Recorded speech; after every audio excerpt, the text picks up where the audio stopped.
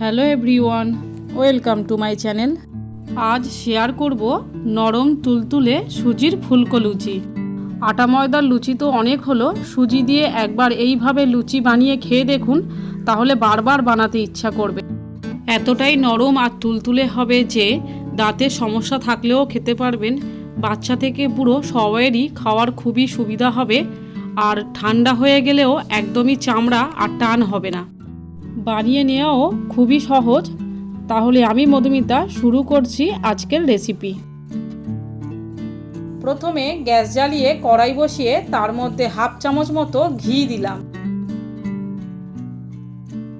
100 গ্রাম সুজি দিলাম। গ্যাসটা এই সময় লো পজিশনে রেখে 1 মিনিট নাড়াচাড়া করে সুজিটা ভেজে নেব। তবে খেয়াল রাখতে হবে সুজি যেন লাল না হয়ে যায়।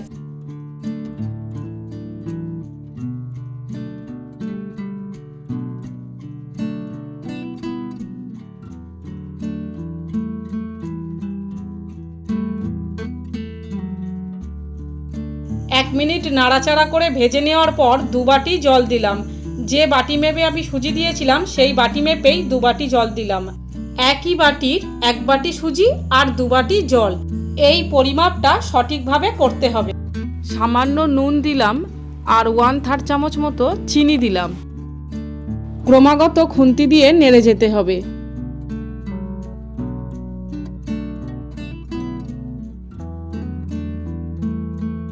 1/3 চামচ মতো চিলি ফ্লেক্স দিলাম। চিলি ফ্লেক্সটা দিলাম দেখতে সুন্দর লাগার জন্য। এটা সম্পূর্ণই অপশনাল, চাইলে দিতে পারেন, না হলে বাদ দিতে পারেন।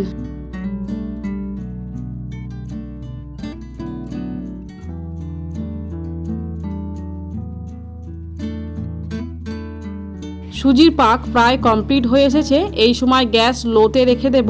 সুজি টেনে গেছে। ঠিক এই রকম পজিশনে যখন আসবে, হাত দিয়ে আপনাদের দেখাচ্ছি, হাত দিয়ে দেখুন গোল করে নেওয়া যাচ্ছে। এবার নামিয়ে নেব। এর থেকে বেশি ঝরঝরে আর করব না, তাহলে কিন্তু সুজি মাখানো যাবে না।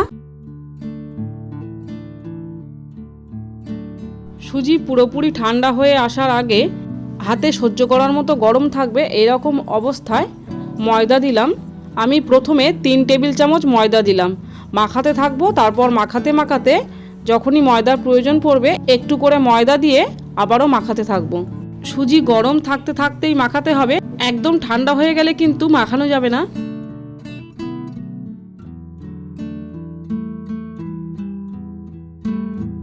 আবারও 3 টেবিল চামচ ময়দা দিলাম।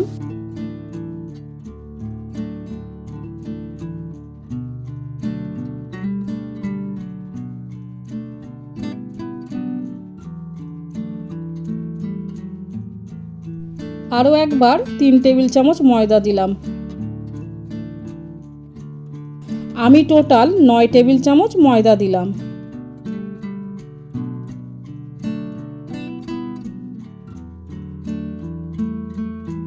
সুজির ডো মাখা কমপ্লিট হয়ে গেছে। সুজির ডোয়ের গায়ে অল্প তেল মাখিয়ে নেওয়া যেতে পারে, তবে আমি তেল মাখাইনি। আমি লেচি কেটে হাতে সামান্য করে ময়দা ছড়িয়ে একটু করে ময়দা মিশিয়ে নিয়ে গোল করে চ্যাপটা করে নেব। লেচি কেটে গোল বানানোর সময় হাতে সামান্য ময়দা লাগিয়ে নিলে তাহলে আর সুজি লেগে যাবে না, খুব সুন্দরভাবে গোল করে চ্যাপটা করে নেওয়া যাবে। সুজির লেচি একটু বড় করেই তৈরি করব। ময়দার লুচি বানানোর সময় লেচি একটু ছোট করে কাটা যায়, কিন্তু সুজির লুচি তুলনামূলকভাবে একটু বড় বানাতে হয়।